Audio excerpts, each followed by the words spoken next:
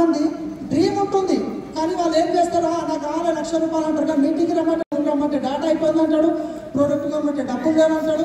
So ఇట్లాంటి బహానాలు చేస్తారు. కానీ మనం చెక్ చేయాలి వాళ్ళు ఎవరితో పని చేయాలో ఎంత ఇంపార్టెంటో, ఎవరితో పని చేయకూడదు అది కూడా అంతే ఇంపార్టెంట్.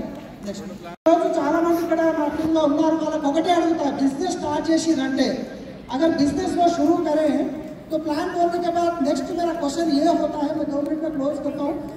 तो मेरा नेक्स्ट सवाल ये होता है, अभी आप प्लान सुने, बहुत जबरदस्त प्लान है, बहुत जबरदस्त प्रोडक्ट है, बहुत सारे लोग लाखों में पैसा ले रहे हैं, बहुत जबरदस्त बिजनेस ग्रोथ हो रहा है, मगर आप बताइए अभी आप एक ऐसे कंज्यूमर शुरू करना चाहते हैं या बिजनेस से शुरुआत करना चाहते हैं?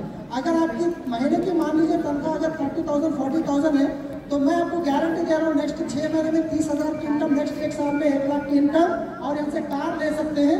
उसके लिए कुछ कमिटमेंट्स आपको देना पड़ेगा। अगर आपको कमिटमेंट देंगे तो 100% मैं आपके साथ टाइम देने के लिए तैयार हूँ, क्योंकि मेरे पास बहुत बड़ी टीम है, मेरे पास टाइम नहीं है, मगर जो लोग सीरियस है उनके लिए मैं टाइम देता हूँ।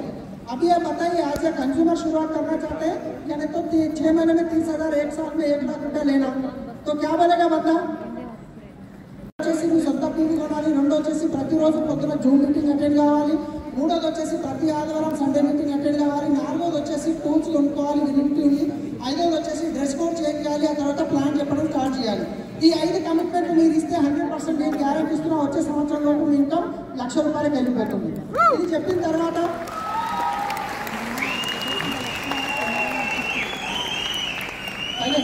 అప్పుడు ఏమవుతుందంటే ఆయన సీరియస్ ఉండాలేడా, ఆయనతో పని చేయాలా చేయదని ఆయనది అయిపోతుంది.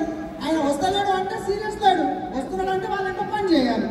ఎసాను 1000 మంది అవసరం లేదు, సీరియస్ ఉన్న 6 మంది ఉన్న చాలు 5 లక్షల ఇన్కమ్ తీసుకోవచ్చు.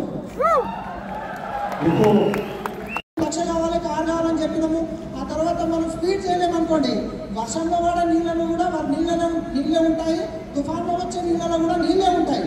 కానీ రీజన్ ఏంటంటే తుఫాన్లో వచ్చే నీళ్లు స్పీడ్గా వస్తాయి కాబట్టి మొత్తం బీభత్సం సృష్టిస్తుంది, వానలో వచ్చే నీళ్లు స్లోగా ఉంటాయి కాబట్టి మనం ఆడుకుంటాం. ఈ బిజినెస్లో వచ్చిన తర్వాత మీరు స్లోగా చేసుకుంటూ వేయాలనుకోండి, ఎవరెవరికైతే మీరు చెప్పిన వాళ్ళు అడుగుతారు ఏమైనా సంవత్సరమే నీ కార్ ఏది, నీ టేస్ట్ ఏది, నీ ఇల్లు ఏది, అయిపోయిందని సఫల బిజినెస్ అంటారు. కానీ మీరు స్పీడ్గా చేసి 1,00,000 రూపాయల ఇన్కమ్ తీసుకొని ఒక కార్ తీసుకుంటే అబ్బా ఏ మనం చేసిండ్రా చెప్పిండు చేసి పెట్టిండ్రా అయినంత పని చేయాలి, మిమ్మల్ని వెతుక్కుంటూ వస్తారు.